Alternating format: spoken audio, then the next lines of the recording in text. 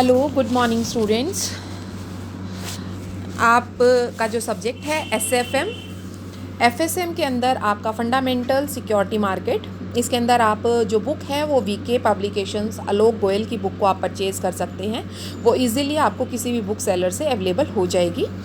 इसके अंदर आपके 11 चैप्टर हैं और जो बेसिक ये जो बुक है, ये जो आपकी जैसे हम कहते हैं कि अकाउंट्स है, इसमें कौन सा अकाउंट्स पढ़ेंगे हम, कंपनी अकाउंट पढ़ेंगे या मैनेजमेंट है, उसमें हम क्या चीज़ पढ़ेंगे, मैनेजमेंट के बारे में पढ़ेंगे कि how manage material, how to manage the peoples को अगर मैनेज करना है तो हम एचआरएम की बात करते हैं। तो जब हम एफएसएम की बात करते हैं तो सिक्योरिटी मार्केट से ही मतलब होता है, जिसके अंदर हम अपनी share market, long term market, short term market, long term fund, short term funds या गवर्नमेंट्स हैं या कमर्शियल है, इंडस्ट्रियल है, उन सभी के बारे में इसमें बात करेंगे।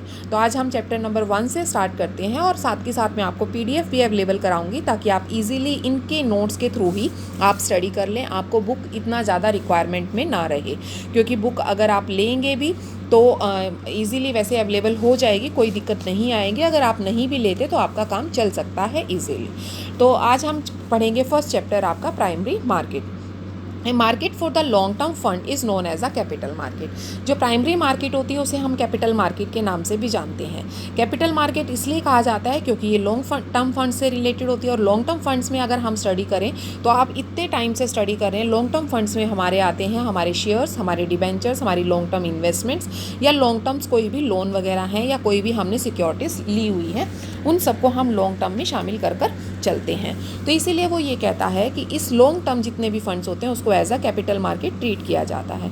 It's also include the market for the short term fund. Short term funds को क्यों किया जाता है कि शॉर्ट टर्म फंड्स में जो आपकी छोटी छोटी शॉर्ट टर्म सिक्योरिटीज़ होती हैं, इन्वेस्टमेंट्स होती हैं, उनको भी हम ओपन मार्केट में सेल परचेज कर सकते हैं प्राइमरी मार्केट के अंदर। इसीलिए ये शॉर्ट टर्म फंड्स में भी डील करता है, इसलिए इसे शॉर्ट टर्म सिक्योरिटीज़ के नाम से भी जाना जाता है। उसके बाद बात आती है, वो कहता है कि अगर हम इसके मीनिंग की तरफ जाएं तो कहता है the market for all the financial instruments. चाहे कोई भी फाइनेंशियल इंस्ट्रूमेंट है, फाइनेंशियल इंस्ट्रूमेंट्स मतलब वही आपके स्टॉक है, शेयर्स है, शेयर्स कहेंगे, स्टॉक कह सकते हो आप उसको, और डिबेंचर्स कह सकते हो, इन्वेस्टमेंट्स कह सकते हो। वो कहते हैं चाहे वो आपकी शॉर्ट टर्म है and long term and also commercial, industrial और गवर्नमेंट पेपर, चाहे वो आपकी कमर्शियल सिक्योरिटीज़ हैं, चाहे वो आपकी गवर्नमेंट सिक्योरिटीज़ हैं, चाहे वो आपकी इंडस्ट्रियल सिक्योरिटीज़ हैं, चाहे वो शॉर्ट टर्म है चाहे लॉन्ग टर्म है, सभी को जब डील किया जाता है तो उसे हम प्राइमरी मार्केट के अंदर शामिल कर चलते हैं। तो mean overall I think so कि आपको कल क्लियर हो गया होगा कि जो आपकी प्राइमरी मार्केट होती है वो कौन सी।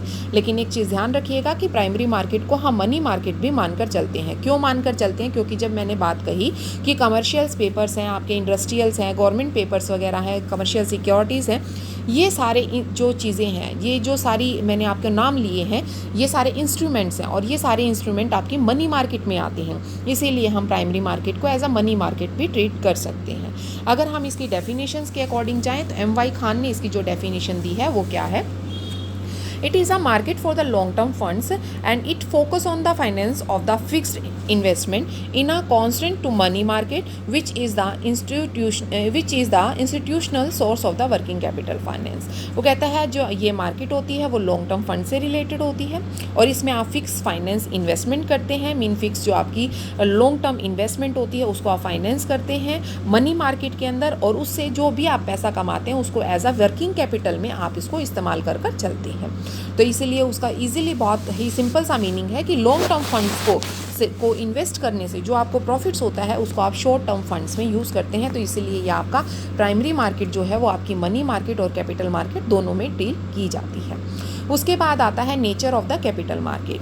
तो कहता है अगर हम इस कैपिटल मार्केट के नेचर को स्टडी करते हैं तो इसमें बहुत ही इंपॉर्टेंट सबसे पहली चीज़ क्या आती है कि it consist of number of individuals and institutions that cancel the supply and demand of long term capital and claim on capital. वो कहता है इसके अंदर कंसिस्ट मतलब ये जो मार्केट होती है, मार्केट जैसे आपकी कोई भी चीज़ की मार्केट है, आप बाज़ार में जाते हो, आप वेरियस ऑफ प्रोडक्ट्स देखते हो, अलग अलग डिफरेंट टाइप की शॉप्स देखते हो, आपको जो चीज़ चाहिए होती है आप उसी शॉप पर जाते हो और वहाँ से ख़रीदते हो। आप बुक सेलर से बर्तन नहीं ले सकते, बर्तन वाली से आप चप्पल नहीं ले सकते। तो कहता है हर एक चीज़ की अलग है। तो इसी तरीके से यहाँ पर भी जो मार्केट की बात की गई है वो भी वैसी ही मार्केट है। तो कहता है यहाँ पर ए नंबर्स ऑफ इंडिविजुअल और इंस्टीट्यूशन बहुत तरह की मार्केट होती हैं जिन इनमें अलग अलग सप्लाई और डिमांड बनी रहती है। सप्लाई और डिमांड कैसे बनती है? On the prices of the securities. जैसे ही आपके शेयर मार्केट में शेयर्स के प्राइजेस डाउन होते हैं तो उनकी डिमांड बढ़ जाती है। जैसे हम कहते हैं कि अगर घी का रेट कम हो गया तो उसकी डिमांड बढ़ जाती है। सेम चीज़ आपकी इस मार्केट में होती है। जैसे ही आपकी सिक्योरिटीज़ होती हैं, चाहे वो आपके शेयर्स हैं, चाहे वो आपके डिबेंचर्स हैं, कोई भी चीज़ है, जैसे ही उनके प्राइसेस डाउन होते हैं उनकी डिमांड बढ़ जाती है। और सारी चीज़ें सप्लाई और डिमांड पर होती हैं। जो जो चीज़ जितनी अवेलेबल होगी वही रिलेशन इनमें बनता चला जाता है। दूसरा वो कहता है it has 3 important components. 3 components इसमें बहुत इंपॉर्टेंट होते हैं। 3 ही लोग इसके अंदर काम करते हैं। जैसे हम कहते हैं एक हम मार्केट में जाते हैं, एक तो शॉपकीपर, एक हम खरीदने वाले, एक हमें जो बताने वाला है वो। तो इसी तरीके से यहाँ पर भी 3 ही पर्सन होते हैं। एक सप्लायर, दूसरा कौन सा होता है? लॉन्ग टर्म फंड्स जो सप्लाई करवाता है, दूसरा होता है बोरोवर और तीसरा होता है इंटरमीडिएटर्स। जो बोरोवर्स होता है वो लेता है, सप्लायर जो है वो देता है, और जो इंटरमीडिएटर्स होता है वो डील करवाता है दोनों के बीच में, और बीच में अपना कमीशन लेता है, जिसको हम ब्रोकर के नाम से भी जानते हैं। जो आगे आप पढ़ेंगे कि ब्रोकर कैसा होना चाहिए, उसके कौन कौन से एसेंशियल फीचर्स होने चाहिए। एक चैप्टर है प्रॉपर आपका इसका। 2 मार्क्स में बहुत सारे क्वेश्चंस पूछे जाते हैं ब्रोकर्स के ऊपर कि ब्रोकर जो है वो कमीशन कैसे डील करता है। वो सारी चीज़ें हम इसके अंदर स्टडी कर चलेंगे। तो सबसे पहले आज हम इसके अंदर यही चीज़ कि इसका जो दूसरा बेसिक एलिमेंट है उसके अंदर इसने यही चीज़ बताई है कि जो कंपोनेंट्स होते हैं उसमें 3 कंपोनेंट्स को आपने इसमें करके चलना है study. 1 is the supplier of the loanable, mean जो आपको सप्लाई करवाता है, दूसरा जो आपका बोरोवर्स होता है, और तीसरा जो आपका इंटरमीडिएटर्स होता है।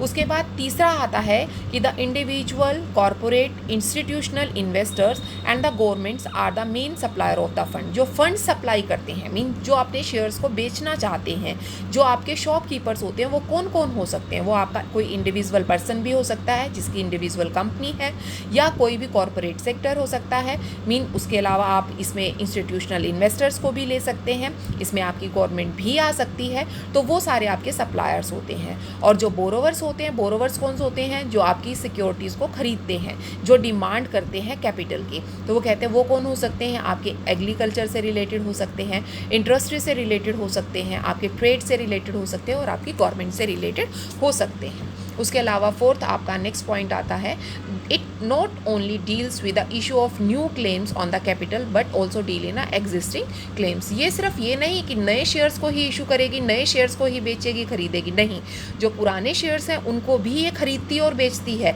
इसलिए हम प्राइमरी मार्केट सिर्फ इतनी ही स्टडी नहीं होती कि सारे नए शेयर से इशू होंगे तो ही बेचे जाएंगे। तो ये दोनों तरह के शेयर्स में, मीन ओल्ड और न्यू, दोनों तरह के क्लेम्स को डील करती है। एंड द लास्ट वन है the efficient working of the capital market is marketability of the securities, since investor would be reluctant to make loan if their claims are not easily disposed of। वो कहता है जो working capital of the capital market है वो efficiently तभी चलती है जो आपकी सिक्योरिटीज़ हैं वो मार्केटेबल हैं, मीन आप आराम से उनको मार्केट में बेच सकते हैं। मार्केटेबल का मतलब क्या होता है? जो चीज़ें आराम से मार्केट में बिक सकती हैं, खरीदी जा सकती हैं, उनको बोलते हैं मार्केटेबल सिक्योरिटीज़। तो कहते हैं मार्केटेबल अगर सिक्योरिटीज़ हैं तो इन्वेस्टर के लिए कोई प्रॉब्लम नहीं होती, एफिशिएंट वर्किंग कैपिटल वो टाइमली जमा कर सकता है और ख़रीद सकता है। मेरे ख्याल से आप सभी को समझ आ गया होगा कि ओवरऑल जो आपकी प्राइमरी मार्केट होती है वो कौन सी होती है। तो इसलिए मेरे ख्याल से यहाँ तक आप लोगों को किसी को भी कोई भी प्रॉब्लम यहाँ नहीं आएगी। इसके बाद नेक्स्ट टॉपिक हम नेक्स्ट वीडियो से स्टार्ट करेंगे। ओके।